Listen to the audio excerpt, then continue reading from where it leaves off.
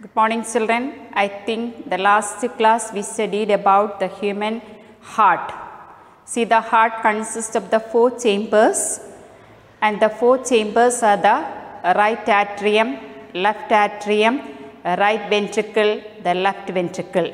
We were studying the process of transportation of blood in human beings. First, we studied the oxygenated blood reaches the the left atrium. From the left atrium, it goes to the left ventricle. That was our last portion. So the continuation, see, when the muscular left ventricle contracts, in turn, the blood is pumped out to the body. From the left ventricle, the blood is pumped out to the body. The deoxygenated blood comes from the body to the upper chamber of the right atrium. Now we are studying about the deoxygenated blood.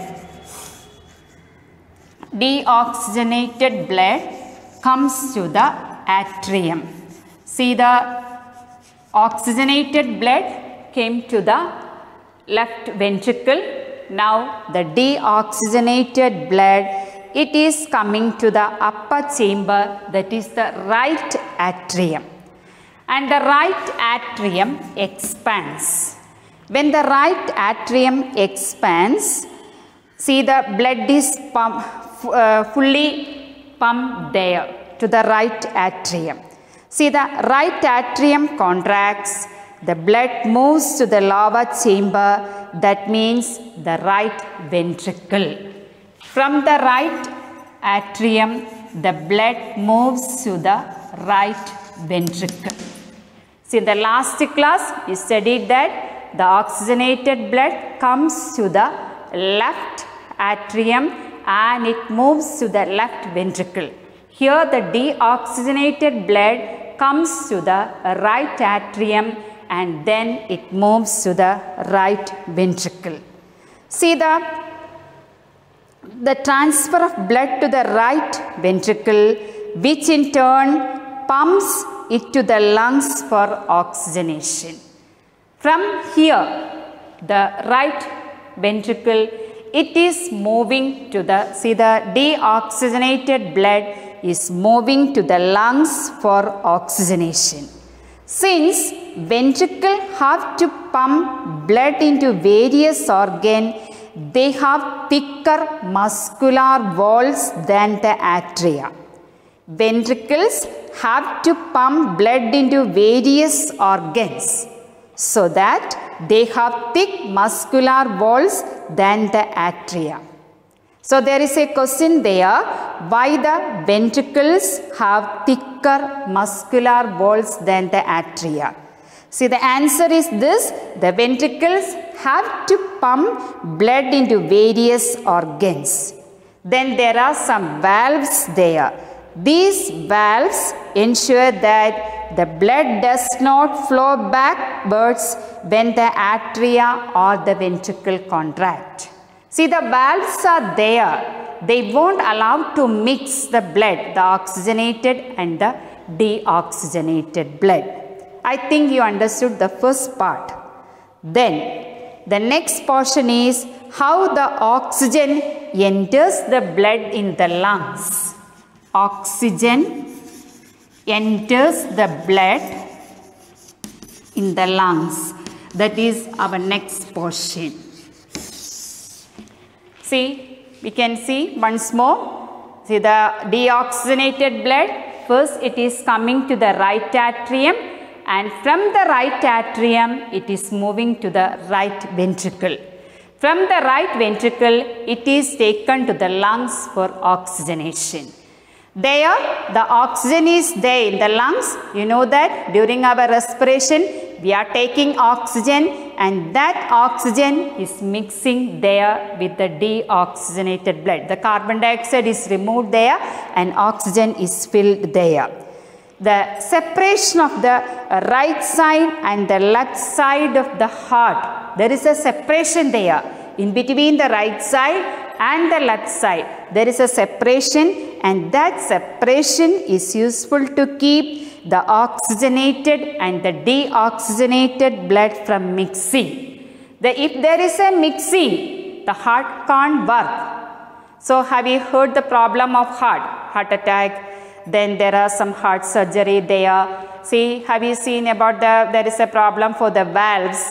So the doctors will prescribe that we should have a operation there. So the working of the valves is very important. See, the right side and the left side should not be, they are separated. The oxygenated blood and the deoxygenated blood should not be mixed. Such a separation allows highly efficient supply of oxygen to the body.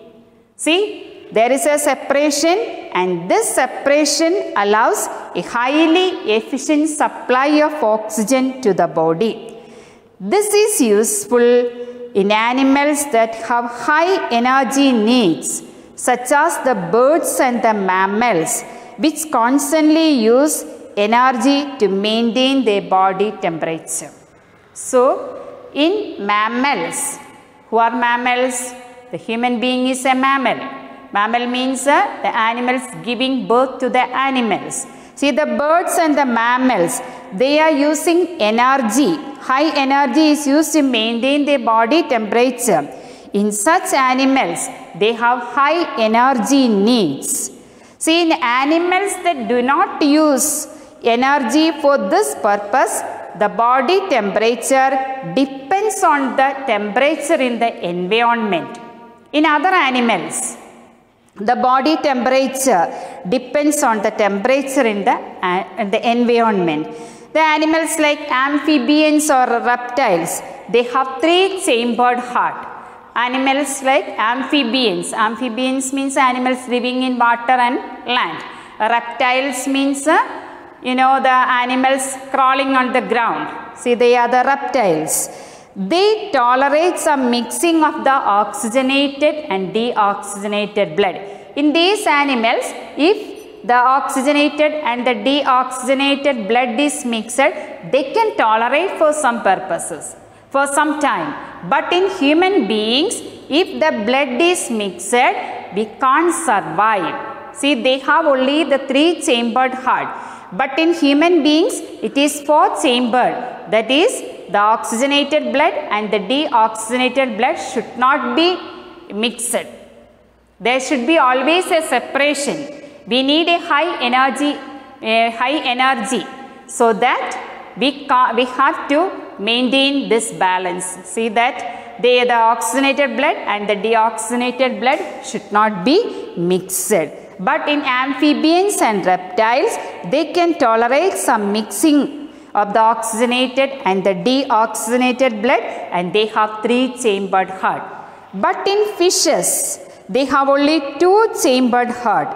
See, they are taking the blood from the water and it is moving to the gills. I think you understand. The human beings have 4-chambered heart, the amphibians and the reptiles have 3-chambered heart, and the fishes have 2-chambered heart. Thank you.